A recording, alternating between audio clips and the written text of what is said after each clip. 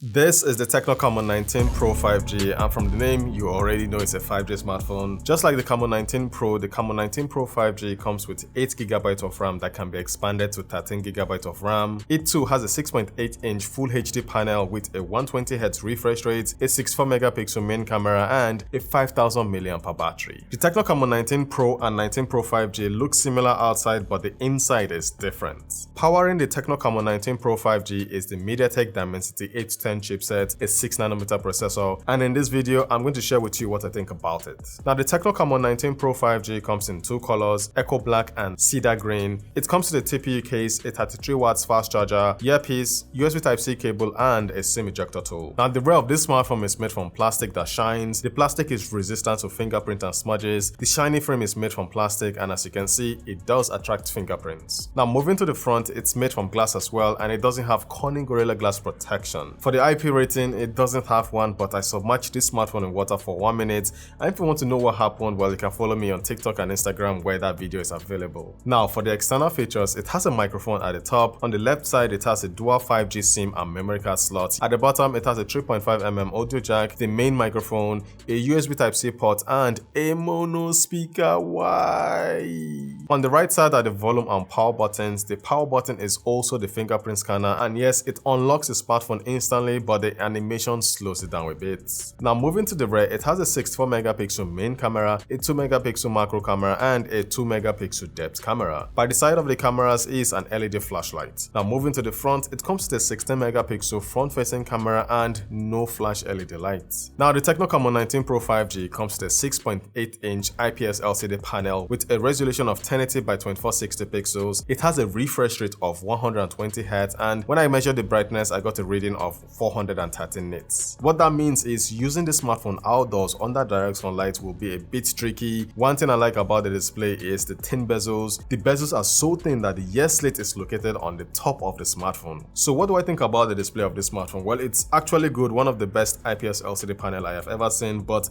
I just wish it came with an AMOLED display. But that said, the IPS LCD panel on this display is surprisingly good. Like I said, it's one of the best I have seen. It's contrasty, it's vibrant, and the viewing angles on the display is not bad. But again, if you ask people to pick between an AMOLED display and an IPS LCD panel, they're going to pick an AMOLED display, so yeah. Now, powering the TECNO Camon 19 Pro 5G is the Mediatek Dimensity 810 chipset. It's a 6nm processor that is power efficient and it delivers good performance. Now, when I ran Antutu benchmark, it scored 380K, and for context, the Camon 19 Pro with the Mediatek Helio G96 processor had a score of 340K, which is not bad. Now, I compared both smartphones and you can check out that video after watching this one. For multitasking, the Camon 19 Pro 5G comes with 8GB of RAM, which can be expanded to 13GB of RAM through memory fusion. Multitasking is fluid on this smartphone, partly because of the large RAM on it. Now, for gaming, it comes with a Mali G57 GPU and it ran PUBG at HD graphics and high frame rate. The gameplay was smooth with no lags, no stuttering, and no overheating. It played the game quite well. For Call of Duty, it played the game at medium graphics and high frame rate.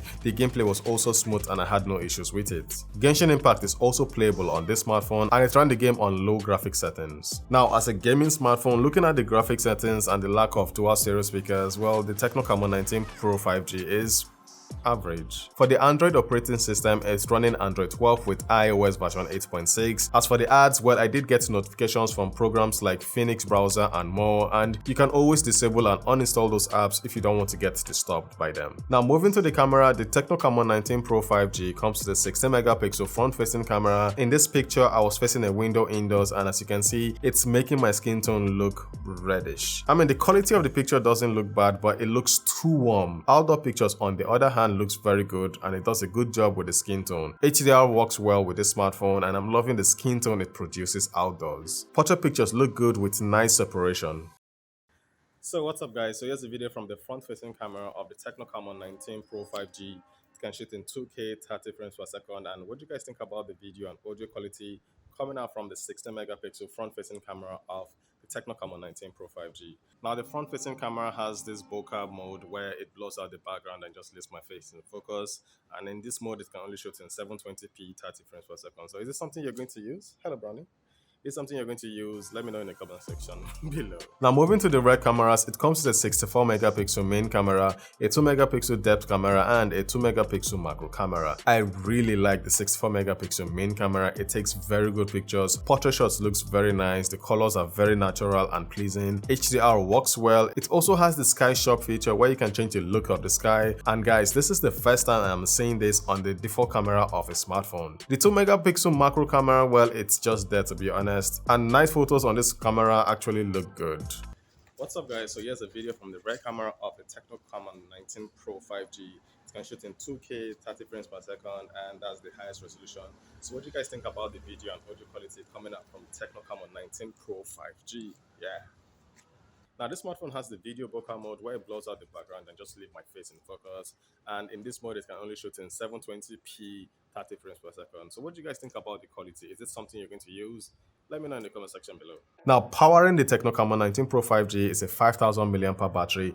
The processor is also a power-efficient chipset, and that will help in elongating the battery life to an extent.